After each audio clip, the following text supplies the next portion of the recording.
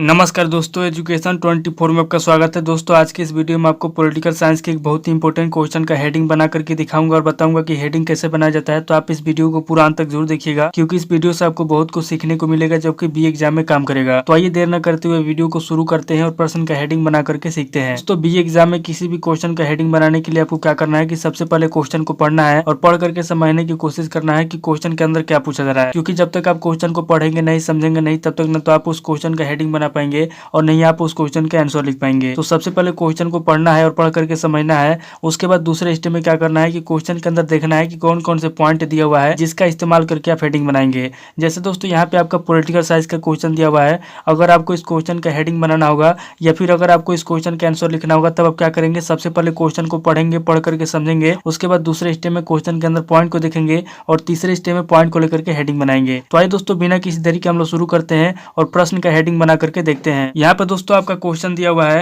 राजनीतिक दल का अर्थ क्या होता है? राजनीतिक दल की परिभाषा, महत्व, कार्य एवं विकास का वर्णन कीजिए। यानी कि क्वेश्चन के अंदर कहा जा रहा है कि राजनीतिक दल क्या होता है, राजनीतिक दल का अर्थ बताइए, राजनीतिक दल की परिभाषा बताइए, महत्व बताइए, कार्य बताइए और राजनीतिक दल का विकास बताइए। तो यहाँ पे दोस्तों हम लोगों ने सबसे पहले क्वेश्चन को पढ़ करके समझ लिया कि क्वेश्चन के अंदर राजनीतिक दल का अर्थ पूछा जा रहा है, राजनीतिक दल का परिभाषा पूछा जा रहा है, महत्व पूछा जा रहा है, कार्य पूछा जा रहा है और राजनीतिक दल का विकास पूछा जा रहा है। अब दोस्तों दूसरे स्टेप हम लोग क्या करेंगे, दूसरे स्टेप हम लोग क्वेश्चन के अंदर पॉइंट को देखेंगे। तो यहाँ पर दोस्तों इस क्वेश्चन के अंदर पॉइंट की बात की जाए तो यहाँ पर दोस्तों आपका पहला पॉइंट हो जाएगा राजनीतिक दल का अर्थ। क्योंकि दोस्तों क्वेश्चन के अंदर पूछा गया है कि राजनीतिक दल का अर्थ क्या होता है, इसलिए दोस्तों आपका पहला पॉइंट हो जाएगा राजनीतिक दल का अर्थ। अब दोस्तों दूसरे पॉइंट की बात की जाए तो यहाँ पर दोस्तों आपका दूसरा पॉइंट हो जाएगा राजनीतिक दल की परिभाषा। क्योंकि दोस्तों क्वेश्चन के अंदर राजनीतिक दल की परिभाषा पूछा गया है, इसलिए दोस्तों आपका दूसरा पॉइंट हो जाएगा राजनीतिक दल की परिभाषा। अब दोस्तों तीसरे पॉइंट की बात की जाए तो यहाँ पर दोस्तों आपका तीसरा पॉइंट हो जाएगा महत्व।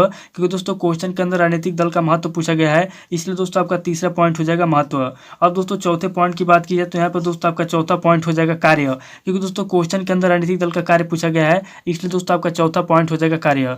अब दोस्तों पांचवें पॉइंट की बात की जाए तो यहाँ पर दोस्तों आपका पांचवा पॉइंट हो जाएगा विकास। क्योंकि दोस्तों क्वेश्चन के अंदर राजनीतिक दल का विकास पूछा गया है, इसलिए दोस्तों आपका पांचवा पॉइंट हो जाएगा विकास। तो इस क्वेश्चन के अंदर देखा जाता है आपका टोटल 5 पॉइंट दिया हुआ है, जिसका इस्तेमाल करके हम लोग हेडिंग बनाएंगे।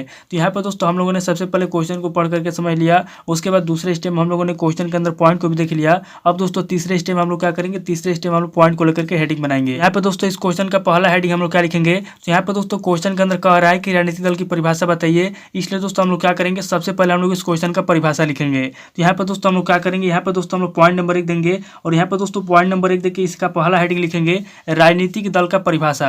यानी कि हमारा जो दूसरा पॉइंट दिया हुआ है, हम लोग क्या करेंगे, दूसरे पॉइंट को ले लेंगे और दूसरे पॉइंट को लेकर के पहले हेडिंग में लिखेंगे राजनीतिक दल का परिभाषा। तो यहाँ पे दोस्तों हमारा पहला हेडिंग हो जाएगा राजनीतिक दल का परिभाषा।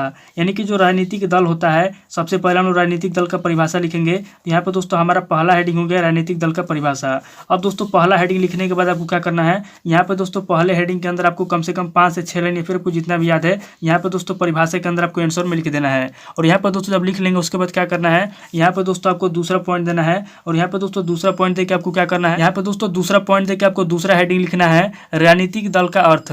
यानी कि आपका जो पहला पॉइंट दिया हुआ है, आपको क्या करना है कि पहले पॉइंट को ले लेना है और पहले पॉइंट को लेकर के दूसरे हेडिंग में लिखना है राजनीतिक दल का अर्थ। यानी कि जो राजनीतिक दल होता है, राजनीतिक दल का क्या अर्थ होता है, यहाँ पे दोस्तों दूसरे हेडिंग में हम लोग लिखेंगे राजनीतिक दल का अर्थ। तो यहाँ पे दोस्तों हमारा दूसरा हेडिंग हो जाएगा राजनीतिक दल का अर्थ। यानी कि जो राजनीतिक दल होता है, राजनीतिक दल का क्या अर्थ होता है, यहाँ पे दोस्तों दूसरे हेडिंग में हम लोग लिखेंगे राजनीतिक दल का अर्थ। अब दोस्तों दूसरा हेडिंग लिखने के बाद आपको क्या करना है, यहाँ पे दोस्तों दूसरे हेडिंग में आपको कम से कम 10 से 12 लाइन फिर को जितना भी याद है, यहाँ पे दोस्तों आपको दूसरे हेडिंग के आंसर में आपको लिख देना है। और यहाँ पर दोस्तों जब लिख लेंगे उसके बाद क्या करना है, यहाँ पे दोस्तों आपको तीसरा पॉइंट देना है और यहाँ पे दोस्तों तीसरा पॉइंट क्या करना है, यहाँ पे दोस्तों आपका जो तीसरा पॉइंट दिया हुआ है महत्व, आपको क्या करना है कि तीसरे पॉइंट को लेना है और तीसरे पॉइंट को लेकर लिखना है राजनीतिक दल का महत्व।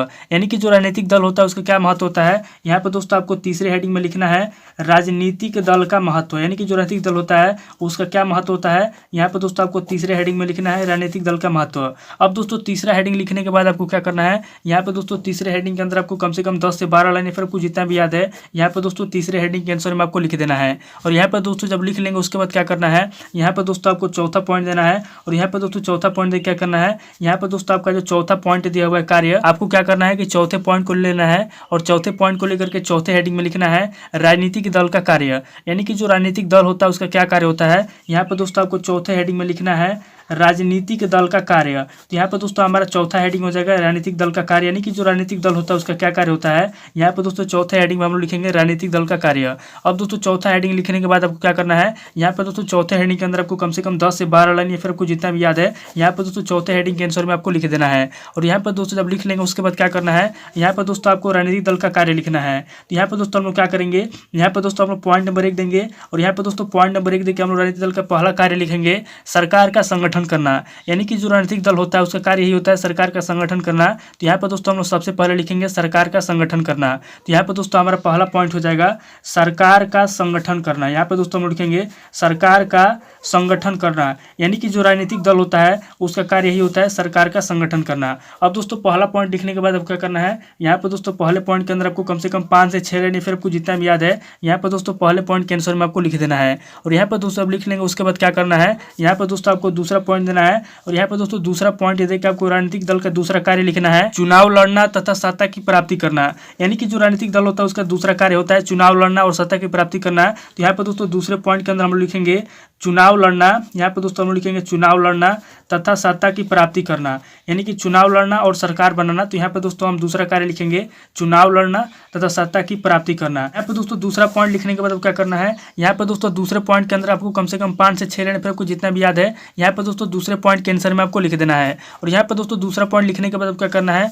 यहाँ पर दोस्तों आपको तीसरा पॉइंट देना है। और यहाँ पर दोस्तों तीसरा पॉइंट से क्या करना है, यहाँ पर दोस्तों राजनीतिक दल का तीसरा कार्य लिखना है प्रतिनिधित्व करना, यानी कि जो भी उनके नेता होते हैं उनके नेता का प्रचार करना। तो यहाँ पर दोस्तों हम लोग लिखेंगे राजनीतिक दल का तीसरा कार्य प्रतिनिधित्व करना। तो यहाँ पर दोस्तों आपका तीसरा कार्य हो जाएगा प्रतिनिधित्व करना, यानी कि जो भी उनके नेता होते हैं उनके नेता का प्रचार प्रसार करना, उसी को हम लोग बोलते हैं प्रतिनिधित्व करना। अब दोस्तों तीसरा पॉइंट लिखने के बाद क्या करना है, यहाँ पर दोस्तों आपको तीसरे पॉइंट के अंदर आपको 5 से 6 लाइन आपको आंसर में लिख देना है। और यहाँ पर दोस्तों आंसर लिख लेंगे उसके बाद क्या करना है, यहाँ पर दोस्तों आपको चौथा पॉइंट देना है। और यहाँ पर दोस्तों चौथा पॉइंट देकर आपको राजनीतिक दल का चौथा कार्य लिखना है नीति निर्माण करना, यानी कि जो राजनीतिक दल होता है उसका कार्य क्या होता है नीति का निर्माण करना। तो यहाँ पर दोस्तों हम लोग चौथा कार्य लिखेंगे नीति निर्माण, यानी कि नीति का निर्माण किया जाता है। तो यहाँ पर दोस्तों चौथा कार्य हो जाएगा राजनीतिक दल का नीति निर्माण करना।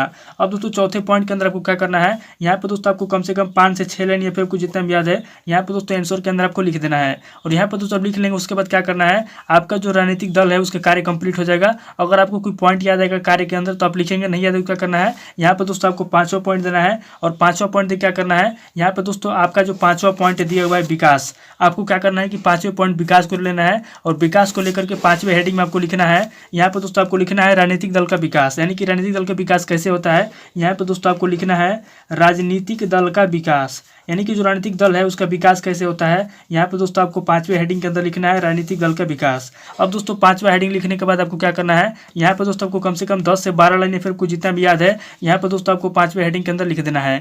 और यहाँ पर दोस्तों जब लिख लेंगे उसके बाद क्या करना है, यहाँ पर दोस्तों अगर आपको कोई पॉइंट याद आएगा तो लिखेंगे, और अगर कोई पॉइंट याद नहीं है तो क्या करेंगे, लास्ट में दोस्तों हम लोग छठा पॉइंट देंगे। और यहाँ पर दोस्तों छठा पॉइंट देकर हम लोग छठे हेडिंग में क्या करेंगे, यहाँ पर दोस्तों लास्ट में हम लोग इस क्वेश्चन का निष्कर्ष लिख देंगे। तो यहाँ पर दोस्तों हमारा लास्ट हेडिंग हो जाएगा निष्कर्ष, यानी कि इस क्वेश्चन का क्या निष्कर्ष निकलता है, लास्ट में दोस्तों हम निष्कर्ष लिख देंगे। और निष्कर्ष के अंदर क्या करेंगे, यहाँ पर दोस्तों निष्कर्ष के अंदर 5 से 6 फिर आपको जितना भी याद है यहाँ पर दोस्तों निष्कर्ष वाले हेडिंग के आंसर में आपको लिख देना है। तो दोस्तों उम्मीद करता हूँ कि इस वीडियो से आपको बहुत कुछ सीखने को मिला होगा। अगर आपको वीडियो अच्छा लगा तो वीडियो को लाइक कीजिए, शेयर कीजिए और कमेंट करके बताइए कि आपको नेक्स्ट वीडियो किस टॉपिक ऊपर चाहिए। थैंक यू दोस्तों।